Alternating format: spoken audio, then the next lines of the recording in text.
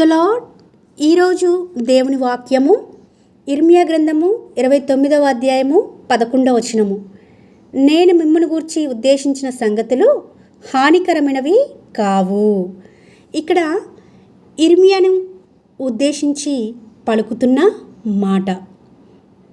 నేను మిమ్మల్ని గురించి ఉద్దేశించిన సంగతులను మీరొక్కసారి జ్ఞాపకం చేసుకునుంటే మీ గత జీవితాలలో ఎన్నో అద్భుతాలు, ఎన్నో ఆశ్చర్యక్రియలు, ఎంతగానో మేలులు పొందుకున్న మీరు ఈ రోజున ఎందుకు దేవుడు నాకు ఇది అనుమతిస్తూ వచ్చినాడు, ఎందుకు ఇంతగా నేను దుఃఖిస్తున్న దేవుడు నన్ను పట్టించుకోవడం లేదు అని నిరాశ గుండా వెళ్తున్న వారికి ఒక గొప్ప వాగ్దానం అండి. ఇది ఒక గొప్ప ఊరట కూడా. ఎన్నోసార్లు దేవుడు నన్ను మర్చిపోయాడేమో, నా కష్టాల్లో కూడా నాకు దేవుడు తోడుగా ఉండట్లేదు, నేను దేవుడి కొరకు ఇంత నమ్మకంగా జీవిస్తూ ఉంటే, అనిల మధ్య కూడా దేవుని గణపరుస్తూ దేవుని మహిమార్థమే జీవిస్తూ ఉంటే నాకే ఎందుకు ఇన్ని కష్టాలు, నన్ను దేవుడు మర్చిపోయాడేమో అని ఎవరైతే నిరాశలో ఉంటారో, ఎవరైతే కృంగుదల్లో ఉంటారో వారికి ఒక ఊరట ఈ మాట. ఆయన ఉద్దేశించిన సంగతులు హానికరమైనవి కావట, సమాధానకరమైనవి అట, మేలు చేసేవిగా ఉంటాయట. మన దేవుడు గొప్పవాడండి. మనమే అనేక సార్లు దేవుని మర్చిపోతూ ఉంటాం, కానీ ఒక్కసారి దేవుడు మనకు వాగ్దానం చేస్తే ఆ వాగ్దానము తప్పక నెరవేర్చే దేవుణ్ణి మనం కలిగి ఉన్నాము. మనమే ఆయన యొద్దకు వెళ్ళి ప్రార్థించలేని వారుగా ఉంటాము.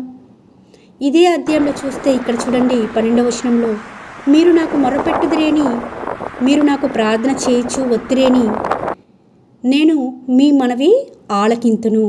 మనము ప్రార్థన చేయాలని, మనం మొర్రపెట్టాలని, ఆయన యొద్దకు వెళ్ళి మనవి చేసుకోవాలని దేవుడు ఆశపడుతున్నాడు.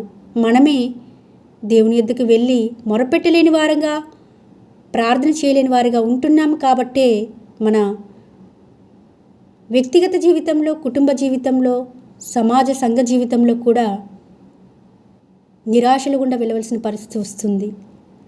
నిరీక్షణకు ఆధారం లేనప్పుడు దేవుని మీద నమ్మిక ఉంచిన వారికి దేవుడు మేలు చేయక మానడండి.